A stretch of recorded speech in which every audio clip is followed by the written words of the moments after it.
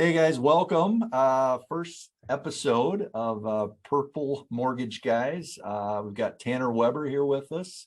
Myself, Brent Vandergreen. Tanner, I think you've got quite a few followers on Twitter in the Vikings world. So welcome to those that might be joining. It's our first attempt at a video. Tanner and I are both in the mortgage business over here in Sioux Falls.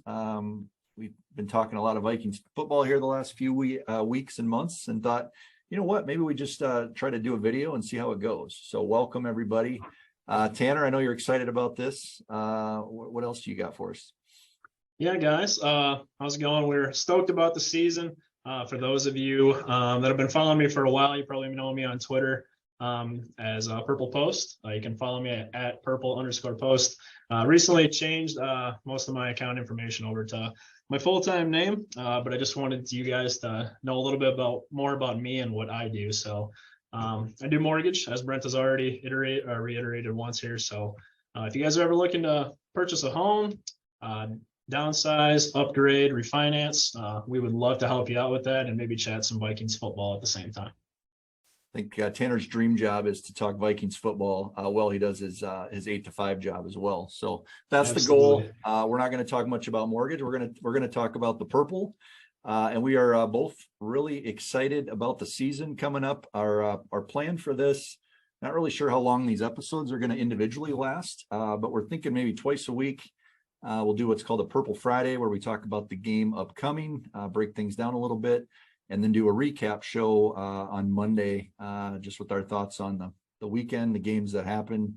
And hopefully it's all celebratory and not a lot to complain about, but we're Vikings fans, so we're also realistic in what that means. But wanted to jump right into it. We're gonna talk about the season as a whole a little bit today, and then of course the Packers game on Sunday. So Tanner, I know a lot of optimism around the season. KOC, new head coach, new GM, seems like a new culture. I don't know, what are you most excited about with the new regime here? Yeah, you hit the nail on the head with KOC for sure. So it's first time since 2014 we kind of get to experience a new staff. So it's a breath of fresh air. I don't think anybody really knows what to expect yet. So it's just really exciting to see a young staff come in. I think Kevin O'Connell is like the second youngest coach in the league. So that seems to be a hot trend throughout the league, and it's just exciting to see a offensive-minded guru finally kind of take control of the team here now that we have so many weapons, like with Justin Jefferson, Adam Thielen, and Dalvin Cook. So that's probably the thing I'm most excited about. The one thing I always hear about is, well, Kevin O'Connell didn't call the plays; it was Sean McVay. So I don't know. Do you think, is there a lot of concern there, or is it more or less like a fresh start, new culture, totally different style from what we're used to in the Zimmer days? Like, how do you look at that as far as him calling plays and having experience with that?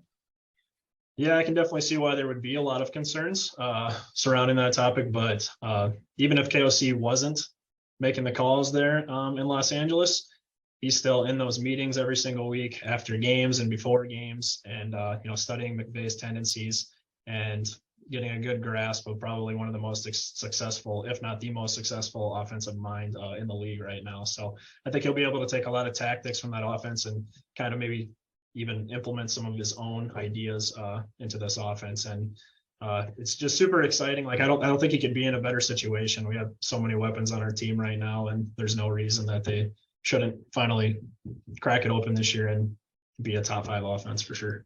I know we're probably a little biased, but I can't imagine, of all the openings for the 2022 first-year head coaches, like, this has to be one of the best when you look at all the skill position players that he's walking into. And then you've got Zadarius Smith. If him and Hunter stay healthy, like, I can't imagine the difference that's going to make on defense with the pass rush. And it sounds like those guys are gelling quite a bit together. So to me, that's really exciting. I look at like Irv Smith. We've been talking about him for a couple years. We were all excited about him last year. Obviously, the injury didn't let that play out. But if he can stay on the field, the defense hopefully is a little bit more revamped. You think about all the one-score games we lost last year. Obviously, we're homers. We want them to do well. We've got some predictions on being pretty optimistic. But, man, there's a lot of things that could go right, and it could be a fun season ahead. So yes, I agree for sure. Any like when you look at the season ahead, what are you seeing for concerns? Like there's obviously we've got our purple glasses on, but there's going to be things as the season goes on. Like what are we going to be talking about Monday morning at the office where we're like, I can't believe that happened again. Why don't they fix it? Like what are those things going to be? Yeah, I think everyone's top concern, I think it seems to be, in the majority anyways, is definitely Garrett Bradbury. Mm-hmm. I don't think he turned out to be what we thought he was going to be when we drafted him 4 years ago. Just undersized, seems to be getting bullied all the time. And I think that even going into the Green Bay game, Kenny Clark seems to have his number every time we play them. So he can single-handedly disrupt the game quite a bit. And I'm a little surprised they didn't do more due diligence trying to bring in more competition, I guess, this offseason to try and make him earn that starting spot. But KOC and his staff seem to like him quite a bit, so we'll see what happens. I guess we'll see what happens. Obviously, the first few games here, he's going to have his hands full. When you look at the Packers and then even the Bears interior pressure there coming up could be tough. I don't know. I look at like I think the defense is going to be better. I think the corners are young. I wonder if we're going to get gashed on the rushing yards up the middle there, especially. I don't like. I could see that being a concern. I feel like maybe the punt return question got somewhat solved where we thought we were going to have Smith Merced and now maybe that's okay. Just thinking like what could go wrong. If Irv Smith gets hurt again and we've got to rely on a backup tight end, I don't know that we've got one there that we feel confident in. Obviously injuries can happen to every team, but yeah, I don't know. It definitely feels like the optimistic things that we have on the list that totally outweighs things that we're concerned with. Again, we're homers. I'm sure there'll be stuff, but yeah, that center position with Bradbury, if something could go wrong there, that could, derail a lot of things where Cousins needs to feel comfortable, obviously, to succeed. So, I don't know. What do you think, like record on the year? We've heard a lot of experts. We've heard Kirk Cousins MVP predictions from a couple of the national guys. Some of the local guys are pretty, I'd say on the optimistic side of playoffs and 10, 11 wins. What does Tanner Weber Purple post? Like, I don't know if you've posted this yet on Twitter, but what are you thinking for a prediction? Yeah, I have not posted my predictions or my thoughts yet. I did one after the draft, and I think I'm actually going to stick with it. I won't go game by game and in depth yet, but I feel pretty good about an 11-6 record this year. I don't think there's any reason that they shouldn't win at least 10 games. When you look at their roster from top to bottom, they have a lot of talent. And if they, can put the pieces together this year, there's no reason that they, shouldn't have a very successful home record this year and be pretty competitive on the road as well. And I feel like their schedule from top to bottom feels like it's pretty favorable. So if they can put it all together, like I said, I don't think there's any reason that they shouldn't be at least 11-6. Yeah, I think that home schedule, like there's a lot of wins there on paper anyway that we should have. The road games are always tough, and there's the Bills game is going to be a tough one. Obviously at Green Bay every year, that's tough. But I don't know. I feel like if they don't have at least 10 wins and Cousins and maybe Jefferson and those guys stay healthy, like that would be a huge letdown for the season if they don't have at least 10. I've gone back and forth between 11 and 13, being super optimistic. My 7-year-old son says 12-5, and who am I to argue with that? So I'm going to officially go 12-5. One more win than Tanner, and I think if we're 12-5, I think it's been a fun year, and hopefully we can be talking playoffs and a home playoff game at that point. So yeah, for sure. So what do you think? Let's jump into this week with Green Bay. What are you seeing in the Packers this year? Obviously, Devontae's gone. Receivers a big question mark there. Defense it looks to be solid. They've got some injuries, but it sounds like everybody's getting healthy here for the game on Sunday. What do you see in the Packers this year, Tanner? Yeah, Green Bay is going to be Green Bay, just like they always are. I know. Seems like every time Aaron Rodgers loses a receiver, even with like Jordy Nelson, people always say that the Packers offense is going to take a step back and maybe not be quite as successful. But when you have a quarterback like Aaron Rodgers, it doesn't matter. It never seems to matter. They always find a way to stay competitive every year. So even though Devontae Adams is gone, I still see them being very competitive again this year. Definitely in talks to win the North. Probably 11, anywhere from 10 to 12 wins. I would think is probably a pretty accurate guess for them. Their offensive line, in my opinion, is probably improved. They got Elton Jenkins back, who's going to be healthy. David Bakhtiari is finally back, and they seem to have summed up their interior pretty well. And like you said, defense is stout as always. They got a ton of talent on that end. So I think they'll be competitive again this year if they can stay healthy, just like us. So yeah. I just look at like Devontae's gone. That has to be huge. I mean, he was Rodgers' by far favorite target last year. I love that we're playing him week 1. I don't know if you remember last year, they got smoked, I think, by the Saints in their first game last year. So they didn't play any, I don't think they played many of their starters in the preseason. We obviously didn't play hardly any of ours. Cousins and Rodgers both, I don't think got any preseason snaps. So could be a little rust maybe early in the game. But I love the fact we're playing them now. And if we can get the win Sunday, that sets the stage for, I think, a fun start to the season and hopefully a good season ahead. So what do you think, like, for Sunday? What are you optimistic about? What's some things, obviously start of a season, start of a new era, but specifically for Sunday's game and then the season, like, what are you looking forward to there?